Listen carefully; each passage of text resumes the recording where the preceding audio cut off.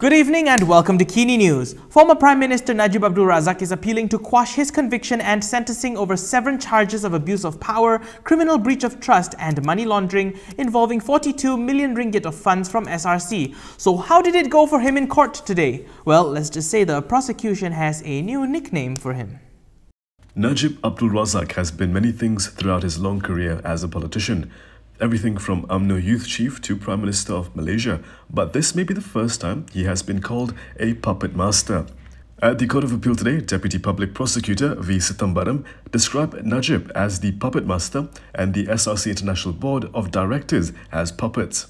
The Deputy Public Prosecutor was submitting during the hearing of Najib's appeal to set aside his conviction and sentencing over a 42 million ringgit corruption case involving SRC International.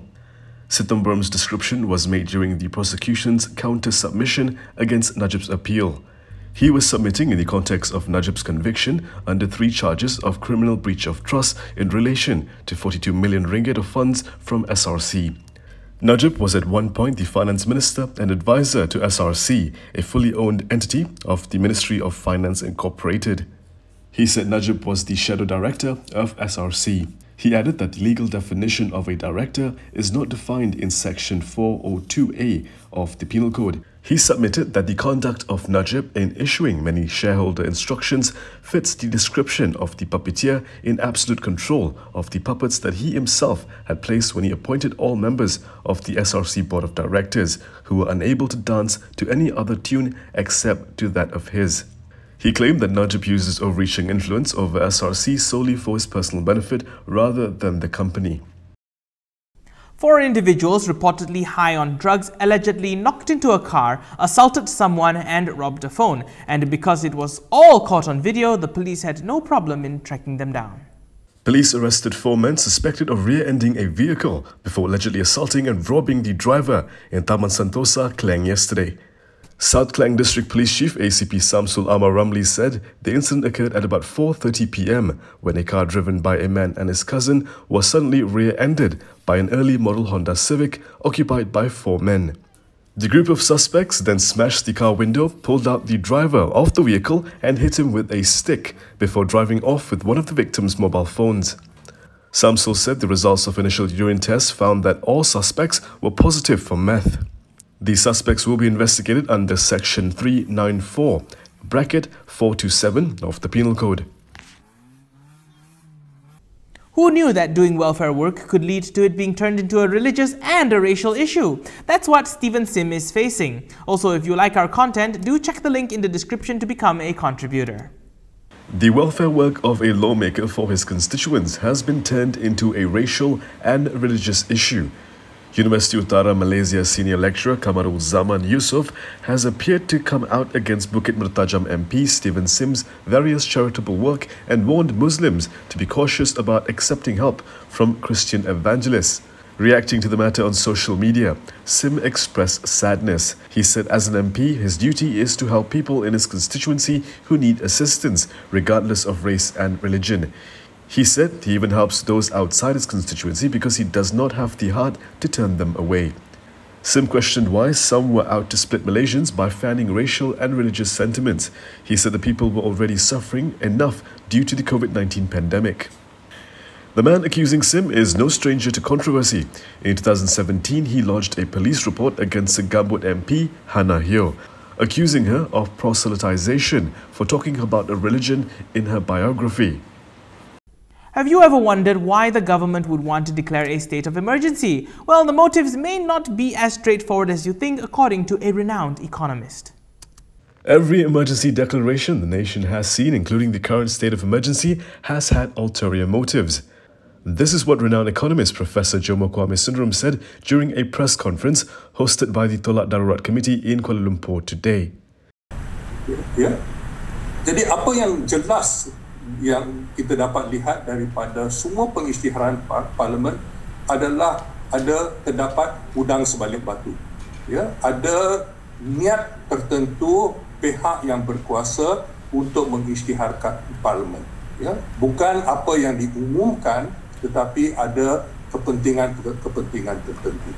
Jomo explained that the first emergency declaration in 1948 against the communist insurgency was declared by the British to retain then Malaya as its prime colony. He said the British also had an interest to protect its territories when an emergency was declared in 1964 during the confrontation with Indonesia. In 1966, he said the emergency declared in Sarawak was to remove Stephen Kalong Ningkan as then Chief Minister. In 1969, he said that a state of emergency post-May 13 racial riots was declared as, among other reasons, because the then coalition failed to secure a majority in parliament, but through their own ways gained power. Lastly, he cited the 1978 emergency in Kelantan, arguing that it was done for BN to reclaim the state government at the time. Earlier this year, Prime Minister Muhyiddin Yassin had advised the Yang di-Pertuan Agong to suspend parliament and declare a state of emergency from January 11th to August 1st as a COVID-19 prevention measure. However, critics have claimed that the move was done to secure Perikatan Nasional's hold on Putrajaya amid changing allegiances among MPs and questions raised over its legitimacy.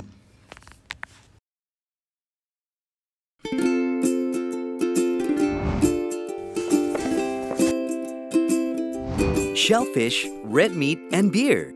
If you love indulging in these foods, you may end up with high uric acid level in your blood. These foods consist high level of purine, a substance that will eventually break down into uric acid and be excreted through our urine. It is recommended that the amount of dietary purines should be kept between 600 to 1000 milligrams per day. Having too much uric acid in your blood can cause attacks of gout. It can also cause kidney stones and blockage in the kidney. The crystallization of the excessive uric acid in your blood can be eased by reducing purine-rich food to only 100 to 150 milligrams daily, maintaining a healthy lifestyle, and consuming urinary alkalinizer like Ural. It consists of sodium bicarbonate, citric acid, and sodium citrate that increases the urinary pH and solubility of uric acid to prevent crystallization. Best of all, it's lemon-flavored and sugar-free. Ural, effective urinary alkalinizer. Neutralize your uric acid problem now.